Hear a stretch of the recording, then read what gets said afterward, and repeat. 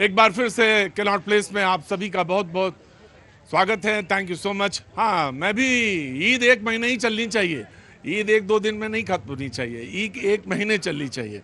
और लखनऊ में तो हमारे जहाँ का रहने वाला बाशिंदा हूँ, वहाँ तो एक ही महीने चलती है ईद। तो ईद एक महीने होनी चाहिए। वो तमाम सारे लोग जो आज इस शो में शरीक हो रहे हैं, उन सब का बहुत बहुत स्वागत है। Thank you so much. कहाँ से आना हुआ? द्वारिका से। बहुत बहुत आप द्वारिका से हैं, बहुत बहुत शुक्रिया। Thank you. पानी वानी दिया इन्होंने? पूछा कि नहीं? हाँ हाँ। अरे अब नहीं दिया? अरे जालिम, पानी भी नहीं देते हो हैं? अरे जनाब है अली, हो क्या बात है हुजूर। तशरीफ लाइए, तशरीफ लाइए, तशरीफ लाइए। अरे एक ही बोतल निकली तुम्हारे पास से हैं? पानी लाओ, पिलाओ बच्चों को। Thank you so much.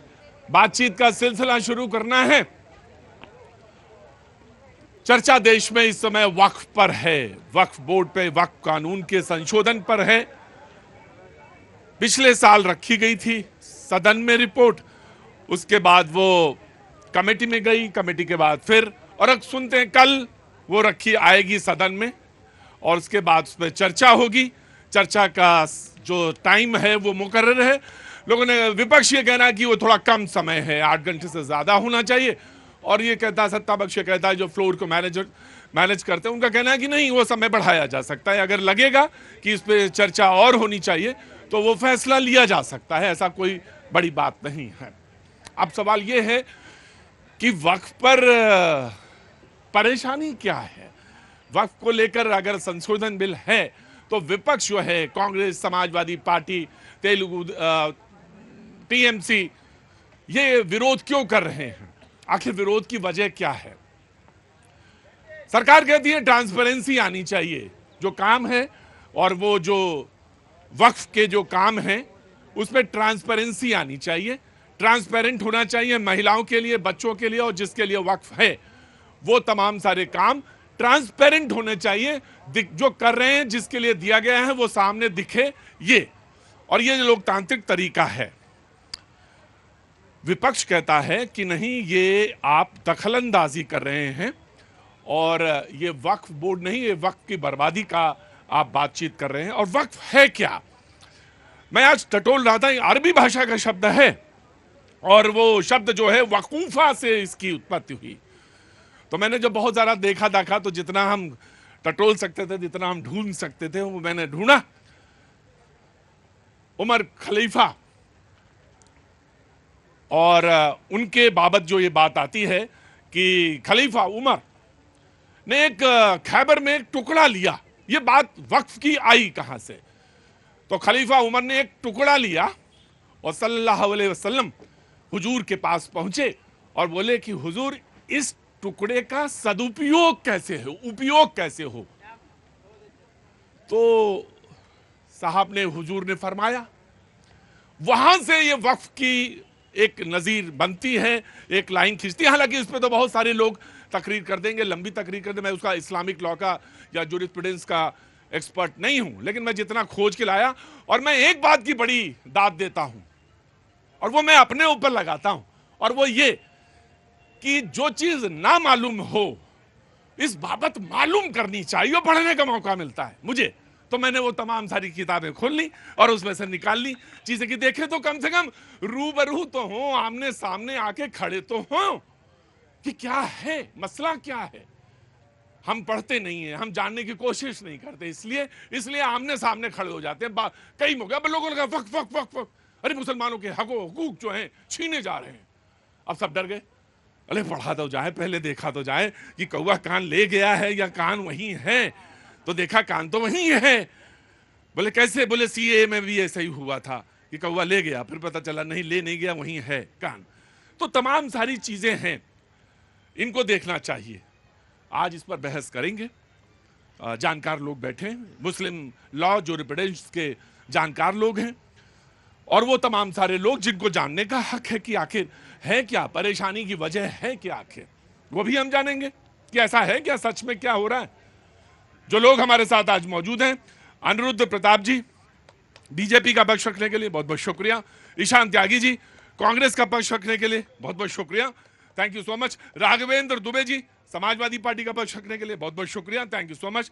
Doctor Mohammad Bilal sahab, राजनीतिक विश्लेषक, बहुत बहुत शुक्रिया, thank you so much.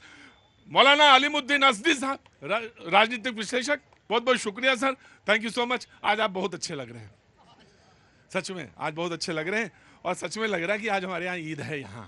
Thank you so much. Swati, thank you so much. और शर्मिष्ठा जी पत्रकार हैं, बहुत बहुत शुक्रिया, थैंक यू सो मच। और मोहम्मद इस्लाम साहब, बहुत बहुत शुक्रिया साहब, थैंक यू सो मच। बातचीत का सिलसिला शुरू करते हैं। 5 बातें कहती है कांग्रेस जिस पे विरोध है। जा रहे हैं? अच्छा, तो फिर कब आएंगे? काल परसों। हरियाणा से हैं? नहीं है? हम लोग इंडिया से नहीं है, बट काफी साल से इंडिया रहते हैं। हाँ, तो आप हिंदी तो बहुत अच्छी बोलते हैं आप। हाँ, बहुत बढ़िया। सब जगह इंडिया से आ रहे हैं। तो आप हैं कहाँ से? मैं ईरान से, ये आर्मेनिया से। आप ईरान से? जी। और ये आर्मीनिया। ये आप आर्मीनिया से? दोनों आर्यन। हाँ, दोनों आर्यन है। ओए, चंदन आपने लगाया हुआ है। ईरान, ओए हाय, ये क्या जगह।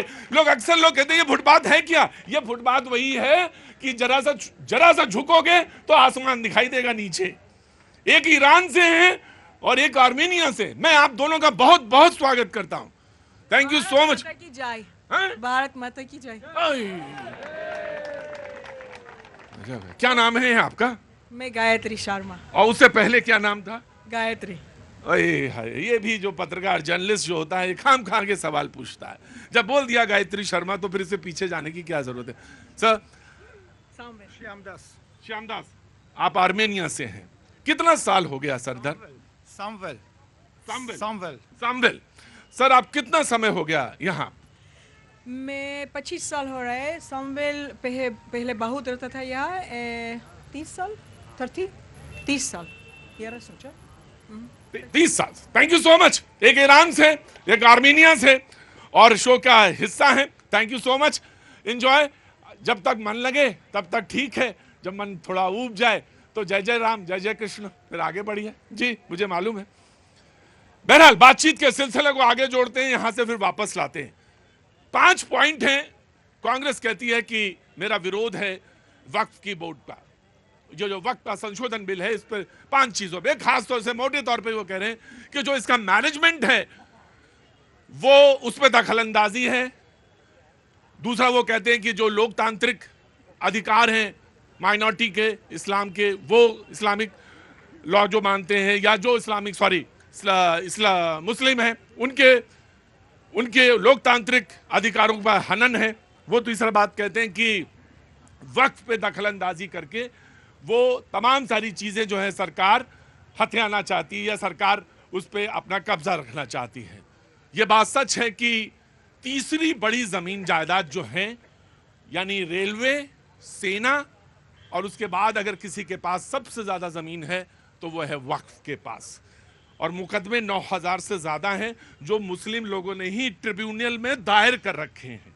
यानी वक्फ पे किसी और का इख्तियार नहीं होता, वो इस्लामिक लॉ के तहत है। ये किसी ने, मैंने अपनी वक्फ की जमीन भैया के नाम कर दी। मैं जब जा रहा था तो मैंने अपनी वक्फ की जमीन जो मेरी जायदाद थी वो स्पेसिफिकली भैया के नाम कर दिया, और इसमें कहा कि रिलीजियस काम, अस्पताल बनेंगे, चैरिटी के काम होंगे, वो कर दी। लेकिन वो जकात से अलग है, कंफ्यूजन ना हुई है। जकात अलग चीज है, वो बाइंडिंग है किसी भी व्यक्ति पे इस्लामिक लॉ के हिसाब से। वो देना पड़ेगा, वो देना चाहिए एक अच्छे मुस्लिम को। लेकिन वक्फ कोई बाइंडिंग नहीं है, वो मेरे विल पर, वो मेरे मर्जी पर है कि मेरे पास जायदाद थी तो मैंने दे दिया कि चलो बस इस पे जो काम होगा वो होते रहे। लेकिन जकात अलग चीज है। बाकी सीट आप ठीक कर दिएगा, मुझे ज्यादा इसमें इल्म नहीं है, ठीक है ना हुजूर। बातचीत शुरू करते हैं कि आखिर क्यों कहा गया।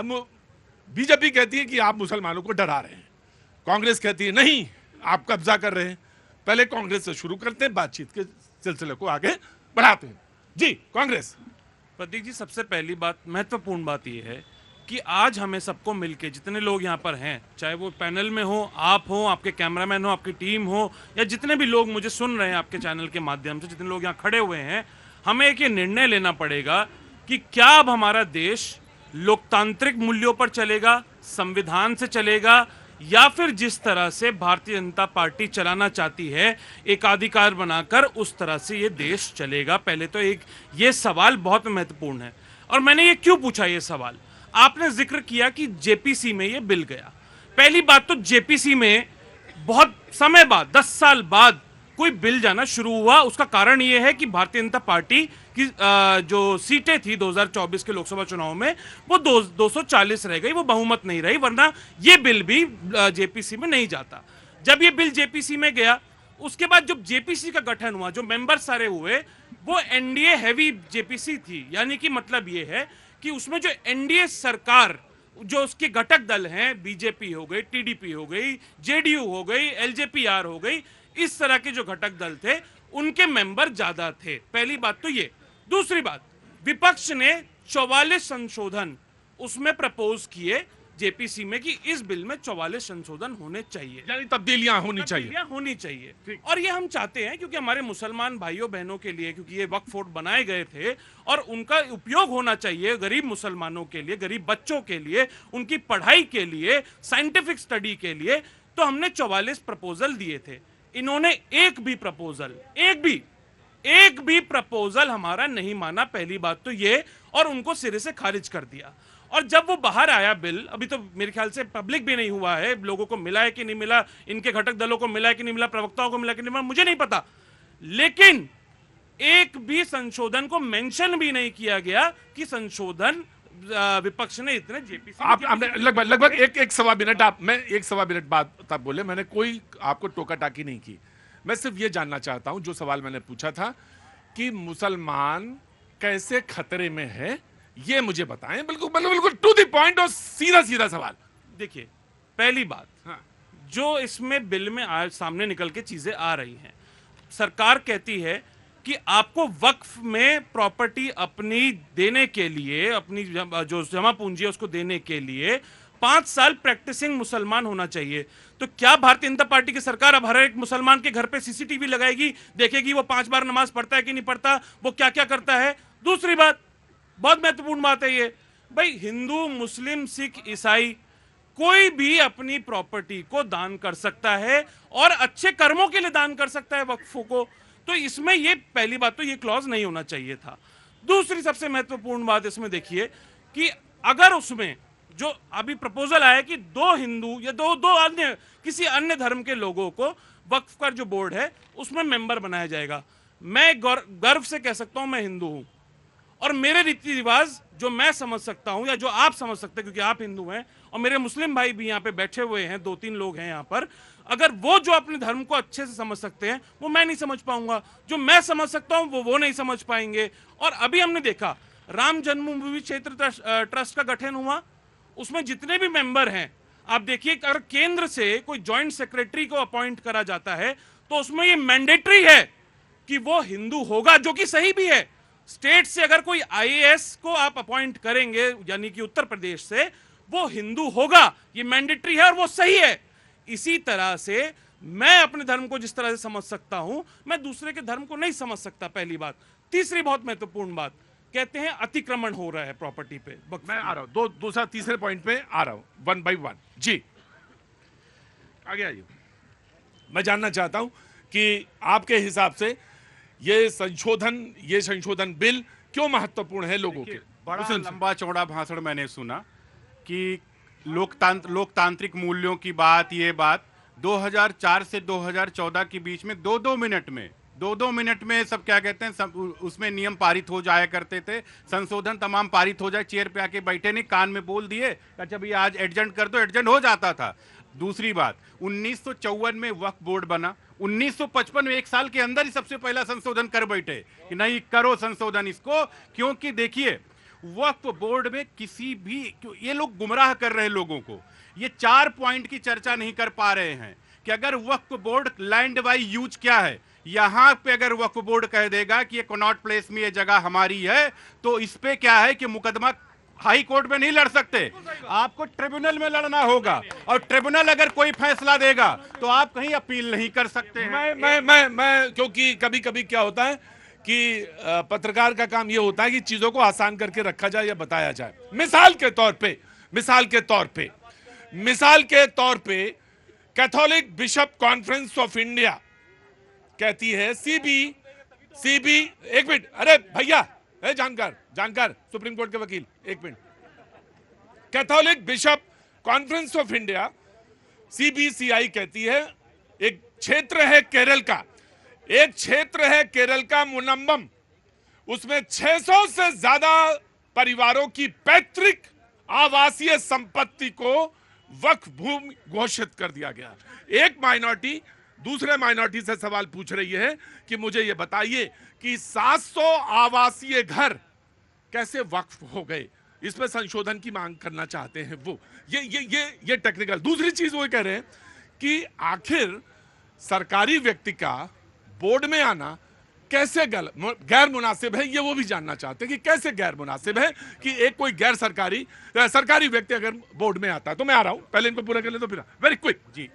एक तो ये है, अगर अब वो व्यक्ति जाता है, सूरत म्युनिसिपल कॉरपोरेशन में इन्होंने कह दिया कि वो जमीन वक्फ पे है, अगर सूरत म्युनिसिपल कॉरपोरेशन जाएगा तो ट्रिब्यूनल में जाएगा वक्फ पे, और वो ट्रिब्यूनल जो भी फैसला देगा उसमें हाई कोर्ट, कहीं पे सुप्रीम कोर्ट तक में कोई सिविल कोर्ट कोई चैलेंज नहीं है। तो जाहिर सी बात है, अगर लैंड का मैटर है तो जाहिर सी बात है ट्रिब्यूनल में भी जाइए और साथ में कोर्ट में भी जाइए। और मतलब उसमें एक सीधा सी बात है कि अगर वक्फ कर दी गई, खड़ा रहो, इधर देखो ना, फिर तो बोल ले, तो अब तो मेरी तरफ देख के बोलो ना। वक्फ की कोई जमीन है और उसमें मस्जिद तामील हो गई या मस्जिद तामील कर दी उन्होंने, तो कहा ये वक्फ है। फिर अगर किसी ने कहा नहीं ये तो गलत हुआ, तो एक ट्रिब्यूनल है, ट्रिब्यूनल वो जहां पे चीजें सुनी जा सके, है ना, वहां सुन ली गई।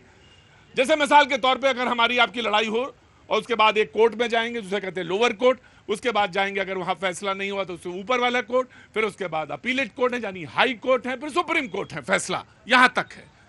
लेकिन वक्फ में नहीं है।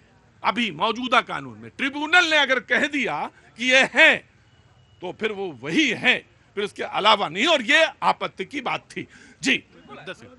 महिलाओं, ऑफ कोर्स ये पॉइंट है जो रखे जा रहे हैं, मौलाना आप कहिएगा। महिलाओं की आबादी भारत में 50% के लगभग है। हर जगह पे महिला का सशक्तिकरण होने का, मुस्लिम महिला बहनों का सशक्तिकरण नहीं होना चाहिए क्या? वक्फ बोर्ड में महिला बहनें नहीं होनी चाहिए? होनी चाहिए। 9000 से ज्यादा अगर अपील हैं उसमें 90% से ज्यादा मुस्लिम माँ बहनों ने अपील किया हुआ है कोर्ट के अंदर। मैं एग्जांपल देता हूं, आजम खान जी की यूनिवर्सिटी बनी और वो यूनिवर्सिटी के आगे की जमीन पता चला वक्त में मुस्लिम बहनों का, उनके ऊपर मुकदमा करना पड़ा। तो जाहिर सी बात है कॉकस बना कि अगर वक्त की जमीन ली गई कि हम लोगों के वेलफेयर के काम में लगाएंगे, लेकिन जो सत्ता प्रभुसत्ता लोग थे, अभी कर्नाटक की एग्जांपल है, वहां पे किसानों को जबरदस्त तरीके से नोटिस दे दिया गया ये जमीन हमारी है। तो जाहिर तो छोड़ो, एक दिन आपका मन आया और आपने 2005 में कहा कि ये लाल किला जो है ये वक्फ है। जनाबे अली, हुजूर अली, लाल किला नहीं, आपने कहा कि ताजमहल वक्फ है 2005 में। देखिए सबसे पहले मैं जानना चाहता हूं 2005 ये कैसे ताजमहल वक्फ कैसे? मैं बता दे रहा हूँ आपको। मकबरा है ताजमहल। सबसे पहले मैं सब लोगों को, हिंदुस्तानियों को ईद की मुबारकबाद देता हूँ। बहुत मुबारक हो मौलाना, बहुत मुबारक का आगाज करता हूँ। हाँ जी। आपको मालूम नहीं है ताजमहल एक मकबरा है जिसके अंदर तो मुमताज महल की खबर है। हाँ। उनके और खानदान के लोगों की है। खुद शाहजहां वहाँ दफन है। हाँ। एक मस्जिद है वहाँ। तो जो मकबरा है, मस्जिद है, वो वक्फ नहीं होगी तो क्या होगी? तो इसका कोई शाहजहां ने जब बनाया होगा तो शाहजहां ने कहीं कुछ विल की होगी ना, वो कहाँ है? आप बेचैन मत होइए। नहीं, हम बेचैन आत्मा है बिल्कुल, तो इसलिए पूछ रहे हैं आपसे। बहुत हो रहा है, बहुत उतावले हो रहे हैं आप देखिए वक्फ की एक प्रक्रिया है, वक्फ का एक कानून है। किसी ने अपने बच्चे से जगह लेने के बाद ये कहा बेटा मेरे मरने के बाद इसको वक्फ कर देना, और वो वक्फ बोर्ड जाता है और उसका गजट हो जाता है। गजट कौन करता है? हुकूमत करती है। हुकूमत करती है गजट। तो कहाँ है वो? गजट है उसका, किसने कह दिया नहीं है गजट? है। अब कहाँ है ये ना पूछो, कहाँ है 2005 नहीं, बिल्कुल मौलाना मैं आऊंगा, बहस होगी बराबर मौलाना, बहस बिल्कुल बराबर है। नहीं 400 साल बाद, यही तो बात है सवाल। नहीं 400 किसी बंदे पर, किसी गैर मुस्लिमों के धरोहर पर हमने आपत्ति दर्ज नहीं कराई, बाकायदा मुकदमा लड़ा और हाँ हाँ लड़ा मुकदमा।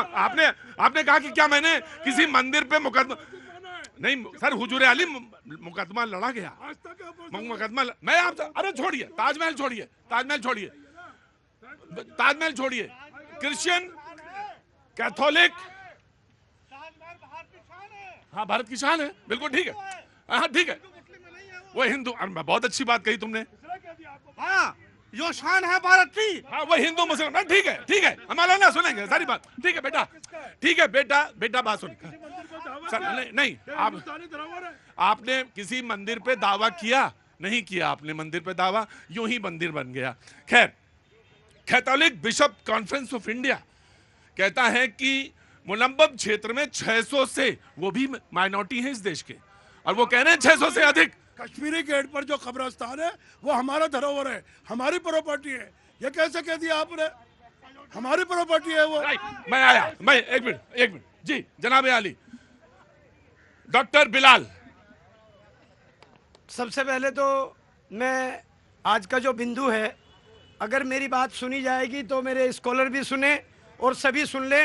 जो इस्लाम है, इस्लाम के मायने है सलामती, और ये जो नबी पाक सल्लल्लाहु अलैहि वसल्लम, हम उनकी उम्मत हैं, उनको जब तक संदेश वाहक नहीं बनाया गया, सुनने की बात है सर, ये कांग्रेस के लोगों के लिए भी और सब लोगों के लिए भी, क्योंकि उनको 40 साल की जिंदगी में सादिक और अमीन कहा गया।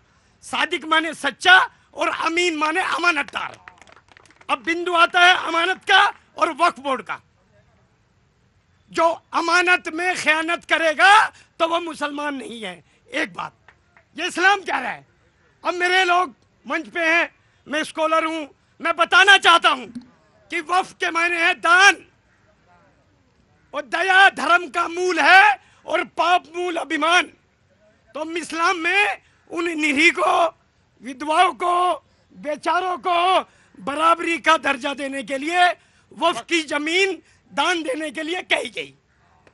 अब जो इदारे बने उनकी नीयत में खोट है, क्योंकि कुरान शरीफ के बाद दूसरी किताब का नाम है बुखारी शरीफ, और उसमें कहा गया है नहीं, ये मैं सेंटेंस नहीं लेता, क्योंकि वो पाक है, उसके बराबर ना उसके बाद कोई नहीं किताब। आगे अपने अपनी बात करिए, पॉलिटिकल स्टेटमेंट देंगे तो मैं नहीं पूछूंगा आपसे, बिल्कुल सख्त खिलाफ। नियत जो हुक्मरान रहे वक्फ बोर्ड के, उनकी नियतों में गड़बड़ी रही, और अब सरकार अगर अमानत के रूप में, राइट जनाब आली, इन्होंने कहा कि आपकी नियत में खोट है, इसलिए आप उस चीज को भटका रहे हैं। सीधा सीधा खेल ये है कि आप, मुसलमान को कोई खतरा नहीं है, मुसलमान बिल्कुल ठीक है, मुसलमान के राहत के लिए सब ठीक है, लेकिन आपकी नियत में खोट है, आपकी नियत में खोट है, इसलिए परेशानी आ रही है। कोई खोट नहीं है, हुकूमत जो है अरे तो भाई ये कह रहे हैं कि जो आम आदमी है, मुस्लिम आम आदमी है, उसके हक, हुकूक और महिलाओं और बच्चों के लिए काम हो रहा है, तो इसमें कहां दिक्कत आ गई ये मुझे बताइए। देखिए वो उनका जो आपका जो उनका नजरिया है आपने लिया नहीं उनको। उन्होंने ये कहा है जिस तरह वक्फ किया जाता है वो गरीबों को, बेवाओं के लिए और हमारे इंस्टीट्यूट चलाने के लिए। हमें केवल आपत्ति इस बात की है, हमारे आपत्ति इसलिए है कि उसके अंदर हुकूमत जिस तरह सिखों का गुरुद्वारा प्रबंधक कमेटी बनी हुई है, जिस तरह हिंदू भाई ट्रस्ट की बात कर रहे हैं, हमें कोई आलोचना नहीं है। इसी तरह हमें भी जीने का अधिकार है ना, हमें भी वो हक है ना कि हम जो है, हमें जो है अधिकार दो ना। राइट, हाँ जी बोलिए सर मैं एक बात कह रहा था प्रतीक भाई, नियत में अगर खोट ना होता, अगर वक्फ बोर्ड के अंदर परिवर्तन हो रहा है, अगर घर की कोई लड़ाई हो गई और अगर अमानत के रूप में दूसरे धर्म के व्यक्ति को लाकर अगर इंसाफ कराया जा रहा है ताकि गुंडागर्दी ना चले और गरीबों को उनका हक मिले, तो क्या दिक्कत है सर? मैं आ गया। एक चीज कही गई, मैं तो नजीरें जो होती हैं वही तय करती हैं। कहा कि मुस्लिम महिलाओं के साथ गड़बड़ है, तो कैसे? बोले कि वो तलाक, तो बोले जब गवर्नमेंट लाई तो बोले कि मुसलमान जो मुस्लिम महिलाएं वो खतरे में पड़ जाएंगी। वो बिल पास हुआ, कहीं कोई दिक्कत नहीं आई। 370 को लेकर तब बात आई, बोले 370 ये बहुत दिक्कत तलब है। मैं आज पेपर में पढ़ रहा था कि जम्मू कश्मीर छोड़िए, श्रीनगर से पहली बार इस देश की आजादी के बाद पहली बार कन्याकुमारी से श्रीनगर तक ट्रेन जुड़ रही है। पहली बार हुआ नहीं था, ये पहली बार जुड़ रही है। मैंने एक उदाहरण रखा प्रतीक के माध्यम से, वो माध्यम ऐसे एक सिंबल है, जोड़ ट्रेन कोई बात नहीं है। बात दरअसल ये है कि जोड़ने की बात है, हुजूर आली जोड़ने की बात है या तोड़ने की बात है। मैं आ रहा हूं जी। ये तोड़ने वाले लोग ये जोड़ कहाँ पाएंगे? एक गरीब मुसलमानों के अधिकारों की बात करते हैं। आप बताइए, अगर आप गरीब मुसलमानों की मदद किए होते वक्फ बोर्ड के थ्रू, तो हिंदुस्तान का मुसलमान आज कहां से कहां होता। लेकिन आज दिन पर दिन खड्डे में जा रहा है, तो आप जैसे लोगों की देन है। आप लोग अब मैं कांग्रेस को कहना चाहता हूं कि जो इस देश में आपने आग लगाया है, हिंदुस्तान उसकी सजा भुगत रहा है। आज ये सबसे बड़ी जिसकी जननी सिर्फ कांग्रेस है। अगर कांग्रेस इस देश में रह गई तो हिंदुस्तान बर्बाद हो जाएगा। सुनो, एक बात सुनो, टोका अगर मैंने उनको था तो टोका तुमको भी है। अगर पॉलिटिकल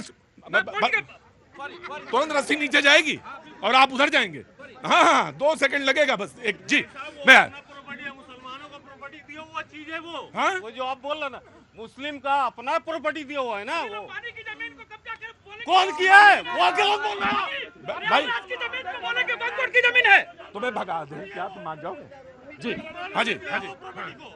मुझे 2 मिनट भाई एक मिनट आपने कहा, भाई सुनो, हाँ ठीक, वो ही दे सकता है, मुसलमान ही दे सकता है, ठीक वही दे सकता है। लेकिन बेशक रुकिए, मुसलमान ही मुसलमान को वक्फ करेगा। जी मैंने समझा। एक मिनट रुकिए, अरे रुको यार, मैं बात इतनी देर से कह रहा हूं। आपने कहा कि जो संसद भवन है वो वक्फ है। आपने एक दिन कहा कि ये जो संसद भवन है ये वक्फ है। ये कैसे, हाउ इज इट पॉसिबल, ये कैसे हुआ? जी मुझे 2 मिनट का समय दीजिएगा। बात सिर्फ फैक्ट्स की होगी। आपने कहा कि दुनिया में सबसे पहला वक्फ कहाँ हुआ था, आपने बताया। मैं बताती हूँ कि हिंदुस्तान में सबसे पहला वक्फ कब हुआ था और किसने किया था। मोहम्मद गोरी ने 1185 में सबसे पहला वक्फ किया था, जिसमें उसने 2 गांव को दान किया था। अब आप बताइए कि जब इस भारत की भूमि पे 1185 से पहले, मतलब 1800 साल पहले के मंदिर और गांवों पर, 2000 साल पहले के मंदिर और गांवों पे, 2500 साल पहले के मंदिर और गांवों पे वक्फ दावा करेगा, तो क्या संविधान में यह अधिकार नहीं मिलना चाहिए कि इसका फैसला तमिलनाडु, अगर मैं गांव का नाम, तमिलनाडु गांव का नाम त्रिदेचुरपुरी समथिंग करके है, और अगर मैं गलत हूं तो आप फैक्ट चेक कर लीजिएगा। एक और बात, अधूरी बात हो जाएगी। आगे आओ। यूपी में वक्फ डेवलपमेंट निगम के जो निदेशक है इमरान तुर्की, वो डेटा के बेस पे अभी 15 दिन पहले बताते हैं कि यूपी में वक्फ की 85% जमीन पे गलत कब्जा है। एक उदाहरण, संभल की एक जमीन को ऐसे गलत कब्जे से निकाल करके मुस्लिम समाज में जो गरीब तबके की बच्चियां हैं उनके लिए स्कूल खोला गया। तो क्या ये मुसलमान समाज का अधिकार नहीं है, जो बार बार बात हो रही है कि जो गरीब तबका है उसके लिए वक्फ का जो असली मायने है उसको प्रयोग में लाया जाए? मैंने समझ में नहीं आया विरोध है कहां, कि अगर कोई किसी, मैं आप ही को दूंगा मौलाना, मैं आप ही को दूंगा, मैं आप ही को दूंगा। मुझे समझ में नहीं आया विरोध है क्यों। अगर वो कह रहे हैं कि मुस्लिम ही मुस्लिम को वक्फ करता है, मुस्लिम के ही राहत के लिए काम हो रही है, मुस्लिम महिलाओं के बच्चों के लिए, उनके लिए है, तो ट्रांसपेरेंसी की बात है। और आप चाल समझ नहीं पा रहे हैं। चाल दरअसल इधर नहीं है हुजूर आली, चाल कहीं पीछे से है और आप कंधा अपना दे रहे हैं। यही बात है, मुझे लग रहा है। आप समझ नहीं पा रहे हैं, आप प्रतीक जी समझ नहीं पा रहे हैं। जब कल वक्फ बिल पेश होगा पार्लियामेंट में, दूध का दूध पानी का पानी हो जाएगा। ये ताकत के जोर पर बिल ला रहे हैं, किसकी कोई जरूरत नहीं है। 1911 से मुझे मौलाना बताइए विरोध है कहाँ? विरोध हम बता रहे हैं ना कहाँ है। हाँ। आप सिखों में अगर ताकत है जो केवल 4 करोड़ है, उस पर हस्तक्षेप कीजिए, उसमें मुदाखलत कीजिए, जब जानेंगे मोदी जी की ताकत। नहीं, मैं बताता हूं, वो एक छोटा सा पॉइंट है, एक बहुत छोटा सा पॉइंट है, और वो पॉइंट बहुत इंपॉर्टेंट है। वक्फ जो है वो एक बार कर दिया गया तो वो कभी पीछे नहीं लिया जा सकता। एक बार दान दे दिया तो दान हो गया, पर उसमें कोई दावा नहीं कर सकता कि मैंने वक्फ किया तो वो उसके बाद एक मिनट रुकिए, उसके बाद वो वापस नहीं हो सकता। लेकिन ये ट्रस्ट से अलग है। ट्रस्ट में क्या है कि वो कभी भी समय अवधि के लिए भी हो सकती है ट्रस्ट, लेकिन वक्फ समय अवधि के लिए नहीं होता। एक बार इस गिवन तो वो दिया गया, वो वापस नहीं हो सकता वक्फ। लेकिन जो ट्रिब्यूनल वाली बात थी, मैंने जो कही थी, वही एक पेंच है, वही एक इंपॉर्टेंट बात है। जो मुकदमे आए, अगर सब इतना ही आसान था तो फिर मुकदमे क्यों आए? 9,000 से ज्यादा मुकदमे हैं इस समय कोर्ट में, ट्रिब्यूनल में। क्यों आए मुकदमे इतने? सवाल यह था कि कहीं ना कहीं कुछ ना कुछ प्रॉपर्टीज पे कहीं ना कहीं कुछ गलत हुआ और गलत हो रहा था। 700 परिवार एक ही गांव के, 700 परिवार एक ही गांव के, हाउ इज इट पॉसिबल? और ये एक उदाहरण नहीं है। ये मैंने जो ताजमहल का रखा था वो आप चाहे उसको जैसे भी ले लें, सुप्रीम कोर्ट ने बोला उस पर, सुप्रीम कोर्ट ने, सर सुप्रीम कोर्ट, आप कह सकते हैं, कि जो पार्लियामेंट है, आप कहते हैं पार्लियामेंट जो है वक्फ की जमीन है, डॉक्यूमेंट्स है, आपकी पार्लियामेंट आपकी डॉक्यूमेंट्स है।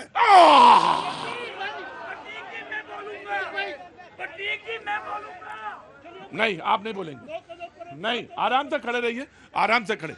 एक बात हमको समझनी चाहिए, और ये बात बहुत पेचीदा है, कई बार कही गई। 1947 के बाद जब देश आजाद हुआ तो एक लोकतांत्रिक देश है, या तो उस पर बिलीव करिए, हाँ तो कैसे करते हैं, कैसे जमीन हो गई? हमारे गजट में मौजूद है। हमारी जमीन है, क्योंकि आखिरी बादशाह जो था लाल किले में वो मेरा था, यही है ना? हाँ, क्योंकि आखिरी बादशाह लाल किले पे मेरा था। यही है आपकी, यही लड़ाई है। समाजवादी पार्टी में आ गया, अरे हुजूर मेरे पास नब्ज है और नब्ज पे हाथ भी मेरा है, मैं जानता हूँ जी, हाँ मुझे मालूम है मौलाना, गुस्सा ना हुई। 68 साल तक क्यों चुप रहे आप?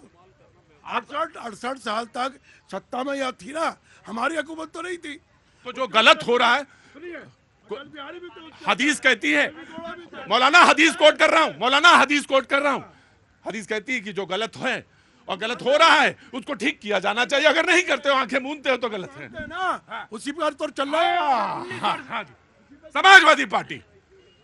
देखिए, संशोधन समय समय पर होते रहे हैं। पहला संशोधन ही 1 साल बाद हो गया। संशोधन होते रहे हैं। संशोधन अगर वेलफेयर के लिए है तो कोई दिक्कत नहीं है, नियत अगर ठीक है तो कोई दिक्कत नहीं है। लेकिन बहुत सारी चीज़ें, जैसे आपने कहा कि बहुत सारे वक्त पे कब्जा भी हुआ, किसी ने गलत नियत से भी किया, बिल्कुल किया, सरकारी संस्थान तक उस पर बने, ऐसा भी है। लेकिन जिस तरीके से बिल पेश किया गया, बिल में जेपीसी में विपक्ष के जो लोग थे, विपक्ष के जो सांसद थे, उनकी बातों को जिस तरीके से दरकिनार किया गया, उनको हटाया गया। जेपीसी बनती इसीलिए है कि जो विपक्ष के लोग हैं उनका अगर कोई आकलन है, कोई बात है, उनका सुझाव है, वो सुझाव भी उसमें आना चाहिए था। तो उसके अंशों को क्यों हटाया गया? बाकायदा उन्होंने विरोध जताया, लेकिन उनको वो बात नहीं मानी गई। मैं ये कहना चाहता हूँ कि इसमें जो बड़ी चीज़ें हैं, बड़ी चीज़ें ये है कि नाम संशोधन, जैसे नाम परिवर्तन, उसमें कई संशोधन हो जाएंगे कि कई वक्त पे ऐसे हुए जिसमें जैसे मौखिक कह दिया गया, वो बार बार ट्रांसफर वक्त पे प्रॉपर्टी होती जा रही है। अब उन पर कोई दस्तावेज नहीं होगा, 100% नहीं होगा। अगर जब दस्तावेज नहीं होगा तो वो उससे बेदखल हो जाएंगे, 100% हो जाएंगे। इसमें दूसरी इनको जो दिक्कत आ रही है कि वक्फ है, जब ये मुस्लिमों ने मुस्लिमों के हितों के लिए, या जो गरीब मुस्लिम उनके हित के लिए, चाहे वो अनाथालय हैं, मस्जिद हैं, या जो भी उनकी मदरसे हैं, उसके लिए ये सब किया गया था। उसमें मैं ये नहीं कहता हूँ कि बहुत सारे लोगों ने गलत नहीं किया है, गलत भी किया है समय समय पर, उसके लिए भी संशोधन ये होना चाहिए कि उनका भी होना चाहिए। सर, ये मुस्लिम वक्फ बोर्ड के जिम्मेदार लोगों ने गलत ही किया है। 68 साल में मेरे भाई बैठे हैं, मैं एक बात कहना चाहता हूँ सर, अगर नीयत साफ होती तो वक्फ बोर्ड के अंदर जो परिवर्तन हो रहा है, दिक्कत क्या है, परेशानी क्या है? बोला ना, यही सवाल बार बार आता। मैं आता पॉलिटिकल कांग्रेस और बीजेपी को देने का मतलब है कि वो पॉलिटिकल स्फीयर में घूमने लगता है। मैं जानता हूं कि वो संसद भवन के संसद में अंदर पटल पे ही रखा जाएगा और उसी पे बहस होगी और कल सारे लोग देखेंगे उस बहस को और सारे लोग सुनेंगे। इत्मीनान के साथ और उदाहरण के साथ सुनेंगे। पर मैं जानना चाहता हूं मौलाना, नाराज ना हो, ये बात बताइए कि आखिर आपका गुस्सा कैसे शांत हो? नहीं, गुस्सा हमारा कोई नहीं है, केवल हमारे कानून की लड़ाई है। यहाँ डेमोक्रेसी है, सेकुलरिज्म है। मैं बार बार इस बात को दोहरा, बिलीव करते हैं ना? बिल्कुल करते हैं। हाँ, तो बस फिर मतलब भाई हम 1100 साल से हिंदुस्तान में, हमारे पास बायोडाटा है 1100 साल का हमारा दिल्ली में रहने का, समझ। अपनी बात जो कहनी वो कहिए, दुनिया भर का नाटक ना करिए। हाँ जी प्रतीक भाई, वक्फ ने भारतवर्ष की जनता के हित में क्या करा है, देश के हित में क्या करा है, वो मौलाना जी बता दें तो हम समझ जाएंगे वक्फ क्या करता है। ठीक, मैं इस्लाम बर्दाश्त नहीं करता। नहीं, वक्फ ने देश के लिए क्या या समाज के लिए, वो बात अलग, क्योंकि वक्फ किया ही जाता है रिलीजियस ग्राउंड पे, वो ऊपर वाले को मान के, और वो कहा जाता है कि हमने इसके लिए दिया, तो वो बात अलग है। लेकिन मैं ये जानना चाहते हैं लोग कि वक्फ के तरीके पे आपने कितना वेलफेयर किया, ये जानने का इख्तियार है लोगों को। हमने औकाफ कॉन्फ्रेंस करके अपने जितने बुद्धिजीवी थे उसके अंदर गैर मुस्लिम ज्यादा थे। डॉक्टर गोपाल सिंह थे जिन्होंने माइनॉरिटी की रिपोर्ट पेश करी है। हमारे यहाँ जो है डॉक्टर साहब थे, उनको बुलाया, DR गोयल जी को बुलाया और उनको बुलाकर डिस्कशन किया। और हमने राजू भैया को भी बुलाया, के सुदर्शन को भी बुलाया, उनसे डिस्कशन किया हमने। उन्होंने कहा केवल आप जो है हमारी 2-3 चीजें धार्मिक हैं जो हमारे खान पान में शामिल है। वक्त पर उन्होंने कभी आरोप नहीं लगाया, कभी इतराज नहीं किया। के सुदर्शन जी ने, वो थे ना संचालक थे ना RSS के, और अब भी जो संचालक है उनसे भी आदान प्रदान हो रहा है, पूरे लोगों से हो रहा है, कोई इतराज नहीं है। मैं कांग्रेस। प्रदीप जी देखिए, मेरे को बहुत ज़रूरी है वो भाई का सवाल का जवाब देना। देखिए, हर धर्म में एक प्रथा है, हिंदू धर्म में भी प्रथा है कि मैं अपनी ज़मीन या कोई ज़मीन खरीद के वो दान कर सकता हूँ, मंदिर के लिए दान कर सकता हूँ, एक विद्यालय के लिए दान कर सकता हूँ, एक अनाथालय के लिए दान कर सकता हूँ। इसी तरह से वक्फ बोर्ड में भी ये होता है।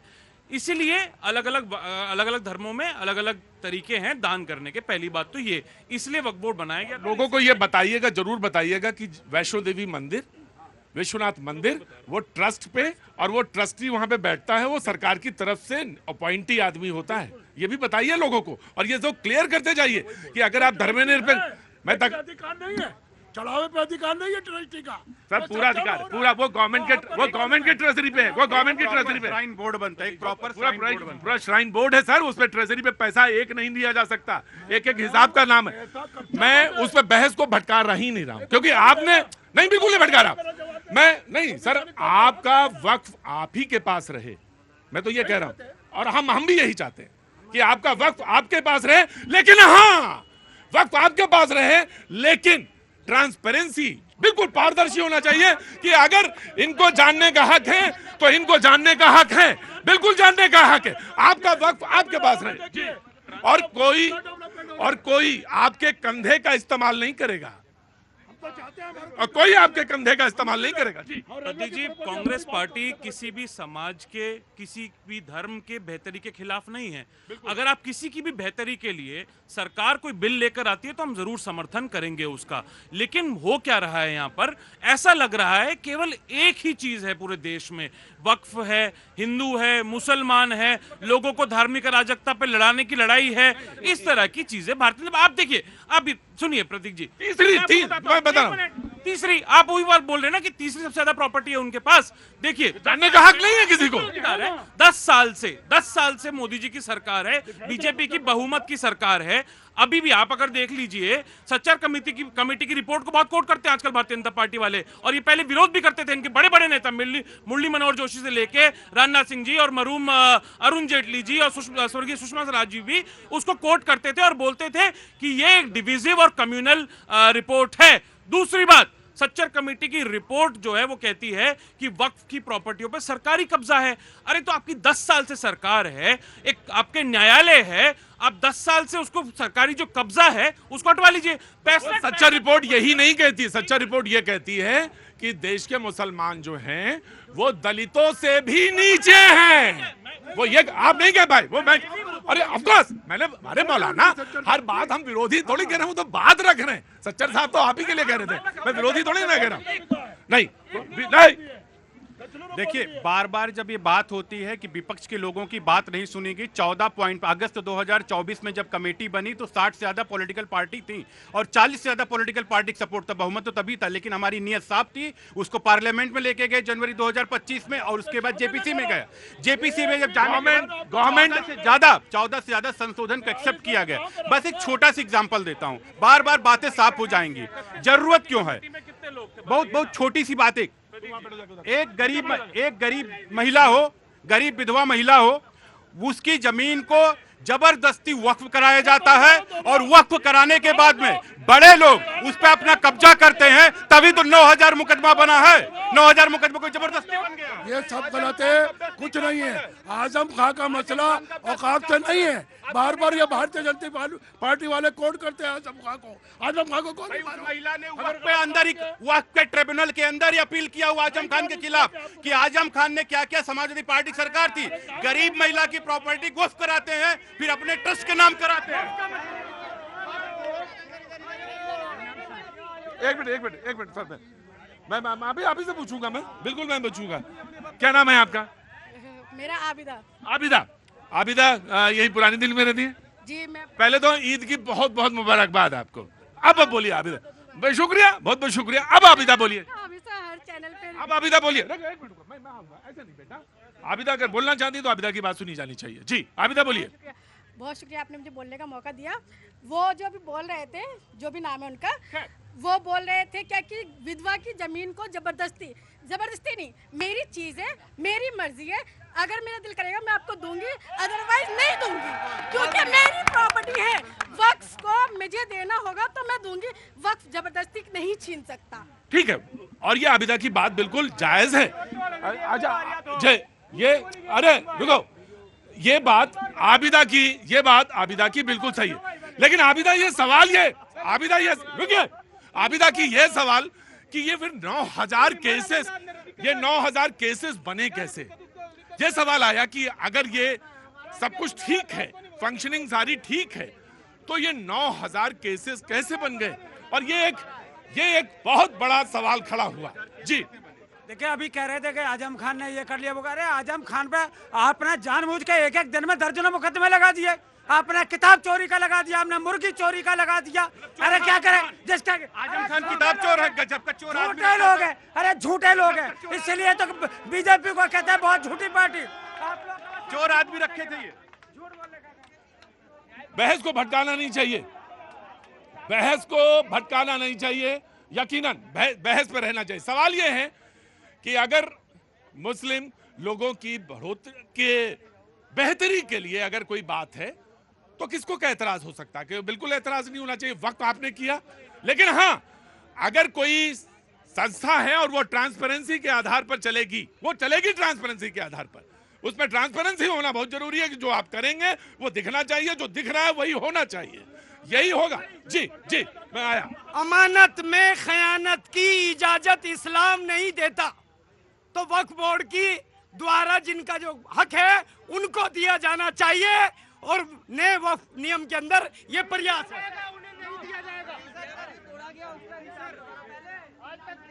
जी जनाबे आली। हाँ, ये मेरे सम्मानित साथी ये इधर से बोल रहे हैं। हाँ इधर से भी बोल रहे हैं। नहीं, आज मैं पूछना चाहता हूँ इनसे, मौलाना से भी पूछना चाहता हूँ और अरे भाई जाने आपसे भी भटका नहीं रहा। जो तुरंत बोलेंगे तो बोलेंगे। स्मार्ट जमाना है, स्मार्ट मोबाइल यूज करते हैं। ट्रांसपेरेंट वक्फ बोर्ड होना चाहिए और स्मार्ट वक्फ बोर्ड होना चाहिए। जब हवाई जहाज में घूमते हैं तो बैलगाड़ी की बात कैसे करेंगे हम? पारदर्शिता होनी चाहिए। पूछिए इनसे स्मार्ट मोबाइल है या नहीं? इन पे भी है। सुनिए, बकवास कर रहे हो, तुम्हें मालूम नहीं है? बोले जा रहे हो, बोले नहीं जा रहे। राष्ट्रीय मंच से ट्रांसपेरेंट होना चाहिए, ट्रांसपेरेंट होना चाहिए।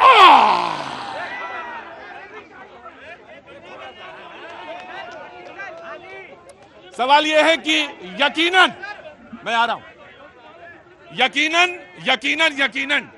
यकीनन ट्रांसपेरेंट होना चाहिए, लेकिन ये ट्रांसपेरेंसी सुनिश्चित कैसे की जाएगी, बनेगी कैसे, बनाएगी कैसे, बनाई कैसे, ये बहुत जरूरी है। बातचीत इस मुल्क की पहचान रही है, बातचीत होनी चाहिए। और ये तो अपने आप में एक मिसाल है कि हम तमाम सारे लोग एक जगह इकट्ठा होते हैं, बातचीत करते हैं, सवाल पूछते हैं। नौजवान भी उससे सवाल पूछता है, कहता है कि मुझे वो उसका हिसाब दीजिए, पुराना हिसाब। अगर आप हिसाब मांग रहे हैं हमसे तो वो सारे हिसाब भी चाहिए मुझे। बिल्कुल ऑफ कोर्स, कोई इसमें कोई गलत नहीं है। हम जिस डेमोक्रेटिक कंट्री में रहते हैं वहाँ सवाल पूछे जा सकते हैं। हमने ये सवाल कभी नहीं पूछा आपसे कि जब इस देश में पार्टीशन हुआ और 47 के बाद हम चले आए इधर बहुत सारे लोग, तो उन प्रॉपर्टी का वक्फ हुआ या नहीं हुआ, या वक्फ था या नहीं था, ये हमने सवाल कभी नहीं पूछा किसी से। हमने नहीं सवाल पूछा। हाँ, हम आप बता दीजिएगा, बता दिए मौलाना, बता दीजिएगा कितनी प्रॉपर्टी छूट गई वहां और कितनी प्रॉपर्टी रह गई। इसका कोई सवाल हमने नहीं पूछा, क्योंकि हमें इस मुल्क से मतलब, इसकी मिट्टी से मतलब है, और जो हमारी बाउंड्रीज हैं उन्हीं पर रहना है। सवाल यह है कि अगर किसी को एतराज है तो एतराज का रिड्रेसल होना चाहिए, बिल्कुल होना चाहिए। अगर वो कोई एक शख्स भी है और खड़े होकर कहता है कि नहीं साहब मेरे साथ न्याय नहीं हो रहा या मुझे न्याय होता नहीं दिख रहा है, तो न्याय होना चाहिए। ये इस देश की रवायत है। और वो सवाल ये है कि अगर वो बेहतरी के लिए है तो इस पर बहस होनी चाहिए पार्लियामेंट के अंदर, और वो होगी। और वो बेहतरी के लिए जो पार्लियामेंट में बहस होगी वो हम सुनेंगे उसमें। और सवाल ये है कि आखिर एतराज की जड़ क्या है। ये पॉइंट था जो मैंने पूछना चाहा था कि आखिर एतराज है किस पॉइंट पर एतराज है। जी जनाब, क्या नाम है साहब? जब गोपाल तिवारी नाम है मेरा। 1947 में जब वक्फ बोर्ड बना तो 78 इयर्स में वक्फ बोर्ड ने अपने स्कॉलर्स को निकालने के लिए कितने इंजीनियर्स प्रोवाइड किए, कितने डॉक्टर्स प्रोवाइड किए, और कितने अपने कम्युनिटी में लोगों को लाल कार्ड से बाहर निकाला। ये मेरा क्वेश्चन है। अगर वक्फ बोर्ड के पास ये आंकड़ा है तो मुझे ये बताया कि कितने लोगों को लाल कार्ड से वक्फ बोर्ड ने बाहर निकाला। इसलिए हम चाहते हैं कि वक्फ बोर्ड को खत्म किया जाए। नहीं, सवाल ये है कि खत्म किया जाए, ये सवाल ये नहीं हो सकता। बिल्कुल रहेगा वो। इस देश में हमने इंश्योर किया है, कॉन्स्टिट्यूशन में इंश्योर किया है, स्टेटस इंश्योर किया, ये नहीं मानेंगे। हाँ, ये सवाल जरूर आपका जायज है कि हमने कितनी चीजें खड़ी की हैं और कितने लोगों को आगे बढ़ाया, ये सवाल जायज है। कितने गरीब लोगों को, एक बात बताइए, कितने गरीब लोगों को वक्फ बोर्ड के थ्रू जितने जमीन है, कितने गरीब मुस्लिम को डिप्लॉय किया गया है, किया दिया गया है। और वो भी पता होना चाहिए कि जो 9000 से ज्यादा मुकदमे चल रहे हैं वो है क्या? इनको अधिकार नहीं है। वो केवल और केवल सिर्फ मुसलमानों को पूछने का अधिकार है। इनको कहाँ से अधिकार आ गया? इन्होंने तो हमारी जगहों पर कब्जा कर रखा है। हमारा रेलवे ने कर रखा है, डिफेंस ने कर रखा है। वो हमें मिल जाए तो फिर हम इनका उत्तर देते हैं। पहले हमारी जगह वो तो ताजमहल पे भी कर रखा है ना? हाँ है ना? नहीं, मुझे कोई एतराज नहीं है। मैं इसलिए एतराज अधिकार नहीं है ताजमहल पे। नहीं अधिकार आपको। मेरा ताजमहल पे कोई अधिकार नहीं है। हाँ, नहीं है, हमारा अधिकार है। आपका अधिकार नहीं है। वो धरोहर हमारी है। आप कैसे मांग लेंगे उसको? नहीं, एक मिनट चुपचाप। नहीं, इसी चीज का है। एक मिनट विरोध हमारे रुको मेरी बात। हमारे बुजुर्ग हैं और उनको अख्तियार है। वो हमारे एक मिनट चुपचाप बैठ जाइए, वहां जाके सारे लोग बैठ जाइए प्लीज। वो हमारे बुजुर्ग हैं, उनको अख्तियार है कहने का, और हम उनका सम्मान करते हैं। लेकिन चचा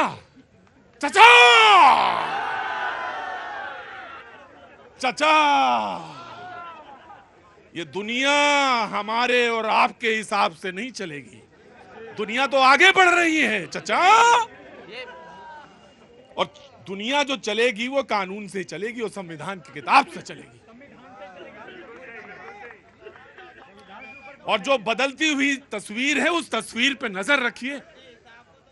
और वो जो मुस्लिम लड़का है जिसके हाथ में एक हाथ में कुरान शरीफ है और दूसरे हाथ में लैपटॉप, वो बदलता हुआ हिंदुस्तान है, वो बदलता हुआ हिंदुस्तान है, इसको समझ लीजिए। अब आप किसी को कुछ कह नहीं सकते, वो अपनी तकदीर खुद लिखेगा। और कोई दखलंदाजी किसी में कहीं नहीं होनी चाहिए, कतई नहीं होनी चाहिए। उसको आजादी दी है और हमने नहीं दी, मेरे वालिद ने नहीं दी है इसको। ये जो इसने संविधान बनाया उसने आजादी दी इसको, तो वो आजादी मुकर्रर रहे। और यही मेरा मुल्क है और यही उसकी विविधता है और यही मेरी शान है। I love you. संविधान के मुताबिक सद्दाम को भी अधिकार है और सुरेश को भी अधिकार है, तो वक्फ बोर्ड की भी बात हो जाएगी और हिंदू इदारों की भी बात होनी चाहिए। सबका विकास होना चाहिए, हमें विकास से जुड़ना चाहिए और हमें निजी मामले को लेकर नहीं, नियतों को नियत के लोगों की नियत को ठीक करना पड़ेगा। हुक्मरानों को चाहिए अगर नहीं, इतनी लंबी तकरीर की जरूरत नहीं है, इसमें सिर्फ छोटी सी एक बात है। 2047 में हिंदू मुस्लिम बंटवारा हुआ था देश का। नहीं, 2000 से वो 1947 में हुआ, हम 2047 की बात कर रहे हैं। चचा, मैं वही कह रहा हूं चचा, चीजें बदल रही हैं। मैं नहीं ना ना ना ना, अब हिंदू मुस्लिम बंटवारे की बात नहीं है। अब ये तो मुल्क एक साथ मिलके ये तकदीर लिखेगा, एक साथ मिलके, और बेशक एक साथ मिलकर लिखेगा चचा। ये अलग अलग नहीं लिखी जा सकती। हम और आप दोनों लोग कंधे मिला के चलेंगे और कंधे मिला के तभी एक साथ लिखेंगे। और मैंने एक बात कही, नौजवान, मेरा कंधा कोई इस्तेमाल कर लेगा, ये अब मुमकिन नहीं है, ये मुमकिन नहीं है। जी जनाब। मेरा एक पॉइंट एक ही है कि वक्फ बोर्ड को अनलिमिटेड पावर दे रखी है, अनलिमिटेड पावर नहीं होनी चाहिए। अनलिमिटेड पावर नहीं होनी चाहिए, ट्रिब्यूनल के ऊपर भी अपील होनी चाहिए। ऑफ कोर्स अगर किसको लगता है, और ट्रांसपेरेंसी जैसे भी बनाई जानी चाहिए।